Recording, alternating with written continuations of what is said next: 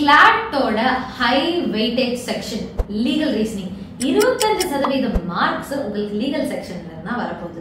Myths என்ன?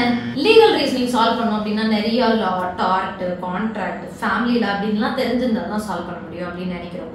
வேற ஒரு லாயர் சொல்லி கொடுத்தாதான், லாயர் சால்வ் பண்ணாதான் அது பெஸ்டாவும் அவுட்கம் வரும் அப்படின்னு சொல்லி நினைக்கிறோம். இது எல்லாமே மித்ஸுங்க. இப்படிலாம் இருந்துச்சுன்னா எப்படி ஒரு 11th and 12th ஸ்டாண்டர்ட் ஸ்டூடெண்டால இந்த லீகல் ரீசனிங் சப்ஜெக்டை கிராக் பண்ணி கிளாட் எக்ஸாமையும் கிளியர் பண்ணி நேஷனல் யூனிவர்சிட்டி மாதிரி காலேஜஸ் போக முடியும்? அப்போ இந்த மித்ஸ் எல்லாத்தையும் பிரேக் பண்ணி லீகல் ரீசனிங் எப்படி சால்வ் பண்ணலாம் அப்படின்னு சொல்லிட்டு லைவ் கிளாஸ் பார்க்க போறோம். கிளாடோட லீகல் ரீசனிங் செக்ஷன்ல இதுவரைக்கும் ரெண்டே டைப்ல தான் உங்களுக்கு क्वेश्चंस வந்திருக்கு. ஒன்னு அப்ளிகேஷன் ஓரியன்டட் क्वेश्चन, இன்னொன்னு தியரி ஓரியன்டட் क्वेश्चन. இந்த ரெண்டையும் எப்படி சால்வ் பண்ணனும்னு பாப்போம். பட் அதுக்கு முன்னாடி அப்ளிகேஷன் ஓரியன்டட் क्वेश्चन என்ன, தியரி ஓரியன்டட் क्वेश्चन என்ன அப்படின்றதையும் பாப்போம். இப்போ இந்த क्वेश्चனை பாருங்க. இது வந்து கிளாட் 2024. இதுல வந்து passage children from voidable marriages entitled to parents share an ancestral property, Supreme Court by Krishnadas Rajagopal, The Hindu. இந்த ஆர்டிகலுக்கு கீழ இருக்கிற இந்த क्वेश्चनக்கு நம்ம ஆன்சர் பண்ணோம் அப்படின்னா பாசேஜ் படிச்சு புரிஞ்சுக்கிட்டு அதுல என்ன ரூல் இல்லாட்டி என்ன ஒரு லா இன்வால்வ் ஆயிருக்குன்னு தெரிஞ்சுட்டாலே அப்ளிகேஷன் ஓரியன்டடா நம்மளால ஆன்சர் பண்ணிட முடியும். இதுதான் application oriented question. Theory type question. இந்த क्वेश्चனை பாருங்க. இந்த क्वेश्चंस எல்லாமே கிளாட் 2025ல வந்த ஒரு passage. Child rights in the criminal justice system, need for law reform, written by Dr. Asha Bajpai, published in the Journal of the National Human Rights Commission India. இந்த question நீங்க solve பண்ணோம் அப்படின்னா passage ஒரு ஓவராலாவே புரிஞ்சுக்கிட்டீங்கனாலே டைரக்டா questions நம்ம answer பண்ணிடலாம். இததான் நம்ம தியரி ஓரியன்டட் क्वेश्चन அப்படின்னு சொல்றோம். இன்னைக்கு நம்ம அப்ளிகேஷன் ஓரியன்டட் क्वेश्चन எப்படி சால்வ் பண்ணலாம் அப்படின்றத இந்த வீடியோல பார்க்க போறோம். அதுக்கு முன்னாடி நீங்க பால்சூஸ் லா பிரப் சேனலுக்கு ஃபர்ஸ்ட் டைம் விசிட்டர் அப்படின்னா இந்த சப்ஸ்கிரைப் பட்டனை கிளிக் பண்ணிக்கோங்க. தமிழ்நாடோட நம்பர் 1 கிளாட் full fledged ட்ரைனிங்க்கு தமிழ்நாடு's நம்பர் 1 85% சக்சஸ் ரேட் கொடுக்குற நம்ம பால்சூஸ் சக்சஸ் அகாடமியோட கோச்சிங்ல ஜாயின் பண்ணோம் அப்படின்னா இந்த நம்பருக்கு வாட்ஸ்அப் பண்ணுங்க. இப்போ நம்ம அப்ளிகேஷன் ஓரியன்டட் லீகல் क्वेश्चन எப்படி சால்வ் பண்ணலாம்னு பார்ப்போம். நீங்க நம்ம பால்சூஸ் லா பிரப் சேனல் அடிக்கடி பாக்குறீங்க அப்படின்னா நம்ம பால்சூஸ் சார் உங்களுக்கு how to readன்றத சொல்லி கொடுத்திருப்பாங்க. சோ நான் இந்த பாசேஜை ரீட் பண்ண போறேன். இது கிளாட்ல வந்து ஒரு क्वेश्चन தான். இப்போ நான் ஃபர்ஸ்ட் என்ன பண்ண போறேன் அப்படின்னா பாசேஜ் வாசிக்காம கீழ இருக்கிற क्वेश्चனை வாசிக்கிறேன். क्वेश्चனை புரிஞ்சிட்டு அதுக்கான ஆன்சரை பாசேஜ்ல தேட போறேன். அஷிமா, அசோக் இவங்க வந்து மேரிட் பீப்புள். பட் அஷிமாக்கு என்ன தெரிய வருது அப்படின்னா சுஷ்மா அப்படின்னு சொல்லிட்டு வேற ஒரு பர்சனோட அசோக் மேரேஜ் ஆகி அவங்களுக்கு ஒரு சைல்டு இருக்கு. அப்புறம் தான் அஷிமாவை அவர் மேரேஜ் பண்ணியிருக்காரு. as per ஹிந்து லா படி அஷிமா அசோக்கோட மேரேஜ் அவங்க மேரேஜ் வந்து வாய்டுன்னு சொல்றாங்க. வாய்டுன்னு அர்த்தம் இன்வாலிட்னு அர்த்தம். ஃபாதர் சைடு இன்ஹெரிடன்ஸ் கிடைக்காது அப்படின்னு சொல்லி அவங்க ஷாக் ஆகுறாங்க. கோகுல் அப்படின்றது யாருன்றது செகண்ட் சன் ஆஃப் அசோக். இந்த செகண்ட் சன் ஆஃப் அசோக் கோகுலோட பொசிஷன் இப்போ என்ன அப்படின்னு சொல்லி கேக்குறாங்க. 4 ஆப்ஷன் கொடுக்குறாங்க. கோகுல் தன்னோட ஆன்செஸ்ட்ரல் ப்ராப்பர்ட்டி மேல தன்னோட ரைட் என்டையர் ப்ராப்பர்ட்டியுமே கோகுலோட தான். ஏன்னா அவர் தான் one and only son of Ashok. Gokul அவரோட ஷேரை அசோக் கிட்ட இருந்து வாங்கிக்கலாம் without any prejudice to his inheritance. இப்போ இந்த வேர்ட்ஸ்க்கான கான்டெக்ஸ்டுவல் மீனிங் இல்லாட்டி ஆக்சுவல் மீனிங் தெரிஞ்சுக்கிறது நம்மளுக்கு நலம்.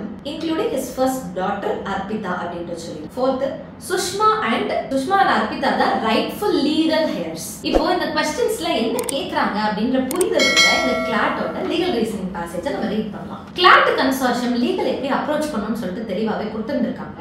ஃபர்ஸ்ட் நம்ம பாசேஜ்ல என்ன மாதிரி லா அதாவது ரூல்ஸ் இருக்கு அப்படின்னு சொல்லி தேடி கண்டுபிடிக்க தெரியணும். செகண்ட் அப்படி கண்டுபிடிச்ச ரூல் அண்ட் லாவை அப்ளை பண்ண தெரியணும். இது ரெண்டும் தான் அவங்க கன்சார்ஷியம் வெப்சைட்லயே அவங்க கொடுத்திருக்காங்க. சோ நம்ம பாசேஜை ரீட் பண்ண ஆரம்பிப்போம். பாசேஜ் உங்களுக்காக ஸ்கிரீன்ல இருக்கு. பாசேஜ்ல ரூல் எப்படி தேடலாம்னு சொல்லிட்டு பாப்போம். ஃபர்ஸ்ட் பாசேஜ்ல பாத்தீங்க அப்படின்னா நமக்கு நிறைய ரூல்ஸ் இருக்கு. The Supreme Court on September 1 held that a child born of a void or voidable marriage can inherit the parents' share in a joint Hindu family property. A 3-judge bench headed by Chief Justice of India D.Y. Chandruchud, however, clarified that such a child would not be entitled to rights in or to the property of any other person in the family. இப்போ என்னால இந்த ரெண்டு ரூலை வச்சாலே என்னால answer சொல்லிட முடியும். which means நான் ஃபுல் பாசேஜ் படிக்கவே இல்லை. பட் ஆனா ரூலை வச்சுட்டு क्वेश्चन எனக்கு ஆல்ரெடி என்னன்னு தெரிஞ்சனால என்னால क्वेश्चनக்கு ஆன்சர் பண்ண முடியும். ஓகே, இந்த ரூல் என்ன சொல்லுது அப்படின்றத பார்ப்போம். ஃபர்ஸ்ட் இந்த டெக்ஸ்ட்டை பாருங்க. அதுலயே நான் எக்ஸ்பிளனேஷனும் சேர்த்தே கொடுக்குறேன். ஒரு சுப்ரீம் கோர்ட் என்ன சொல்றாங்கன்னா ஒரு சைல்டு அவங்க வந்து ஒரு வாய்ட் ஆர் வாய்டபிள் மேரேஜ். அப்ப இவங்களுக்கு நடந்த சுஷ்மாக்கு இருக்கிற இந்த மேரேஜ் வந்து ஒரு வாய்ட் மேரேஜ். அப்படி நடந்தாலும் அந்த child who has born out of it அவங்களுக்கு அந்த பேரண்டோட ஷேர்ல அவங்களால அவர் அந்த ப்ராப்பர்ட்டிலயோ அவங்களோட ரைட்ஸ்லயோ இவங்களுக்கு ஒரு என்டைட்டில்மெண்ட் வராது. அதர் பர்சன் இந்த ஃபேமிலி, அதுதான் முக்கியமான விஷயம். அந்த சைல்டு அந்த பர்டிகுலர் யாருக்கு அந்த சைல்டு இருக்காங்களோ அவங்கள்ட்ட இருந்து மட்டும்தான் எடுத்துக்க முடியும். வேற ஏதாவது ஒரு பர்சனோட ப்ராப்பர்ட்டில இருந்தோ ரைட்ஸ்ல இருந்தோ இவங்களால ஒரு என்டைட்டில்மெண்ட் எடுக்க முடியாதுன்னு சொல்றாங்க. இப்போ நான் ஆப்ஷன்ஸ் எழுதுறேன். எலிமினேஷன் அப்படின்ற டெக்னிக் யூஸ் பண்றேன். இதை நம்ம அகாடமில சொல்லியிருப்பாங்க. ஃபர்ஸ்ட் ஆப்ஷன் பார்க்கும்போது இட் சீம்ஸ் கரெக்ட். ஏன்னா நம்ம கோகுலால வந்து அந்த ப்ராப்பர்ட்டி இன்ஹெரிட் பண்ண முடியும்ன்றதை தான் சொல்லியிருக்காங்க. It seems correct according to the rule. Second ஆப்ஷனை நம்ம எலிமினேட் பண்றோம்.